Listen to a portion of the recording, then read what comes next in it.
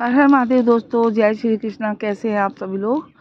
तो आज बात करते हैं उत्पन्ना एकादशी की। उत्पन्ना एकादशी इस साल 26 नवंबर को रखा जाएगा और इसका पारण अगले दिन मंगलवार को किया जाएगा। उत्पन्ना एकादशी इस साल 26 नवंबर को मनाई जा रही है। आप बता दें कि इस दिन एकादशी माता का जन्म हुआ था और मार्गशीर्ष महीना भगवान कृष्ण को बहुत ही प्रिय है और इस महीने में एकादशी व्रत का बहुत अधिक महत्व है। आपको बता दें कि एकादशी तिथि 25 नवंबर सोमवार की रात 1:02 से लेकर अगले दिन यानी 26 नवंबर मंगलवार की रात 3:47 तक रहेगी। इसलिए उदय तिथि के अनुसार इस दिन एकादशी 26 नवंबर को मनाई जाएगी। उत्पन्ना एकादशी का नाम उत्पन्ना एकादशी क्यों है? एक बार भगवान विष्णु मूर नामक राक्षस का युद्ध हुआ।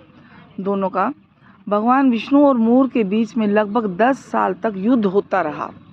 फिर भी मूर नहीं मारा गया। इसके बाद विष्णु जी गुफा में विश्राम करने लगे और भगवान विष्णु वहां पर योग निद्रा में थे और मूर उन्हें मारने के लिए आ गया। मूर जैसे ही उन पर हमला करने के लिए आगे बढ़ा, भगवान विष्णु के शरीर से एक तेज प्रकट हुआ और एक कन्या ने जन्म लिया जिसने मूर का संहार कर दिया। भगवान विष्णु जब योग निद्रा से बाहर आए तब उन्होंने देवी को देखा। उन्होंने कहा कि आपका जन्म एकादशी के दिन हुआ है, इसलिए आप उत्पन्ना एकादशी के नाम से जानी जाएंगी। तो उत्पन्ना एकादशी का पारण कब किया जाए? उत्पन्ना एकादशी का पारण है 27 नवंबर दोपहर में 1:12 से लेकर 3:18 तक कर सकते हैं। और आपको बता दें कि द्वादशी पर द्विपुष्कर योग सुबह प्रातः 4:35 से सुबह 6:54 तक रहेगा। उत्पन्ना एकादशी के पूजन मुहूर्त ब्रह्म मुहूर्त 5:04 से सुबह 5:58, प्रातः संध्या 5:31 से सुबह 6:52 तक। अभिजीत मुहूर्त 11:47 सुबह 12:29 दोपहर। विजय मुहूर्त 1:53 से 2:35 दोपहर।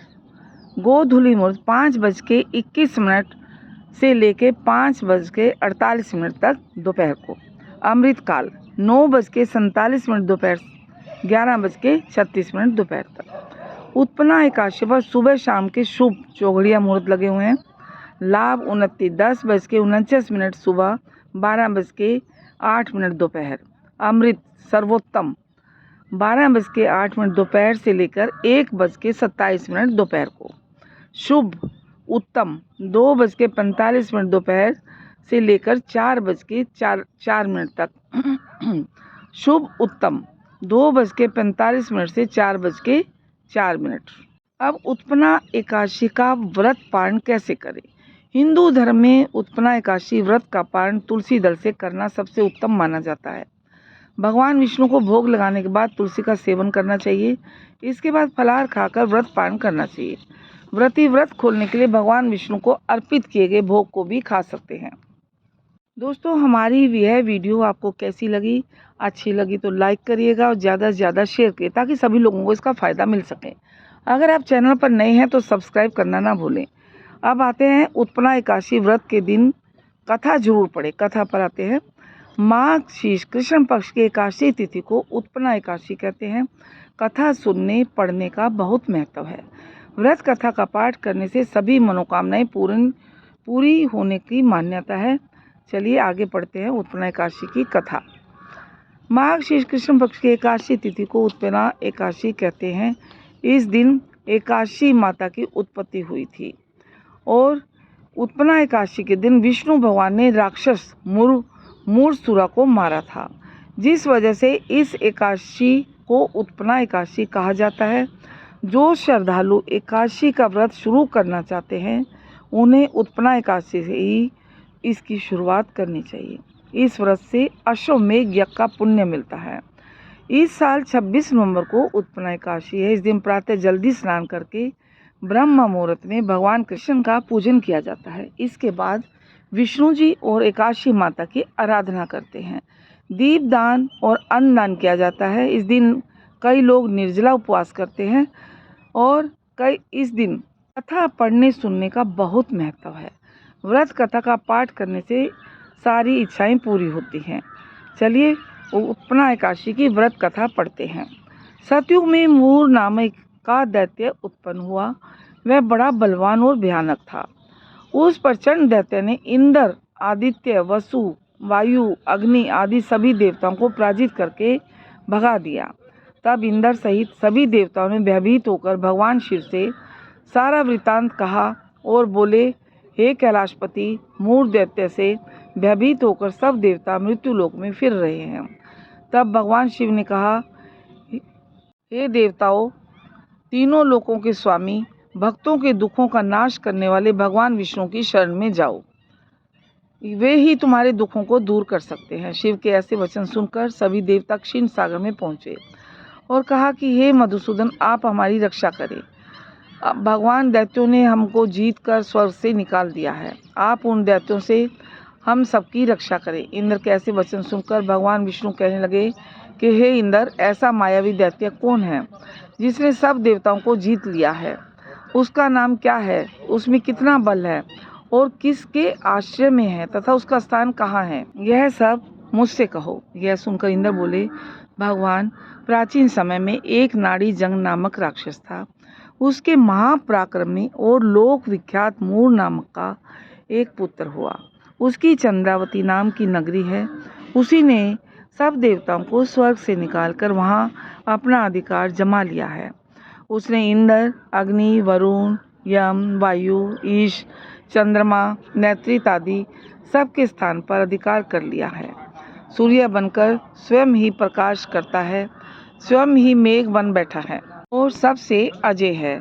हे असुर निकंदन, इस दुष्ट को मारकर देवताओं को अजय बनाइए। यह वचन सुनकर भगवान ने कहा, हे देवताओं, मैं शीघ्र ही उसका संहार करूंगा। तुम चंद्रावती नगर जाओ। इस प्रकार कहकर भगवान सहित सभी देवताओं ने चंद्रावती नगर की ओर प्रस्थान किया।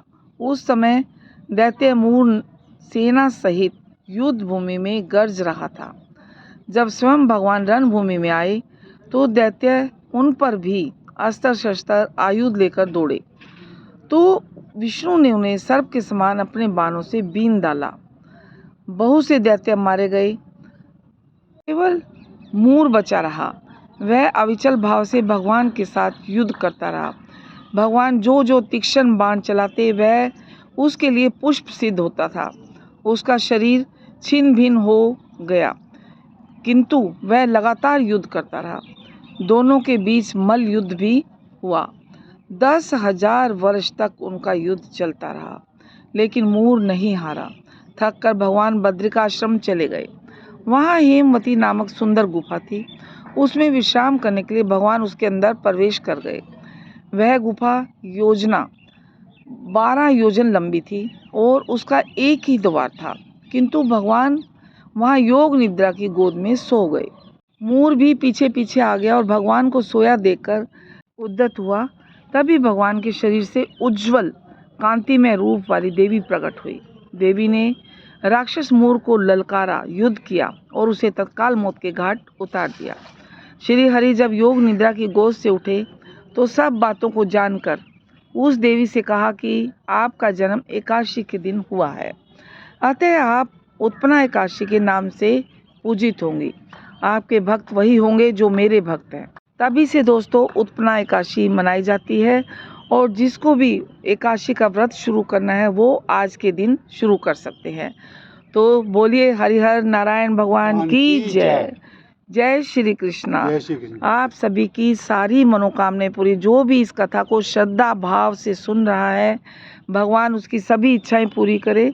और वीडियो को अंत तक देखिए, स्किप करके मत देखिए, क्योंकि जानकारी अधूरी रह जाएगी। इसलिए वीडियो पूरी देखिए और इसी के साथ बोलिए जय श्री कृष्णा, जय श्री कृष्ण, जय श्री राम, हर हर महादेव, हर हर ओम महादेव, नमो ओम नारायण। नमो नारायण।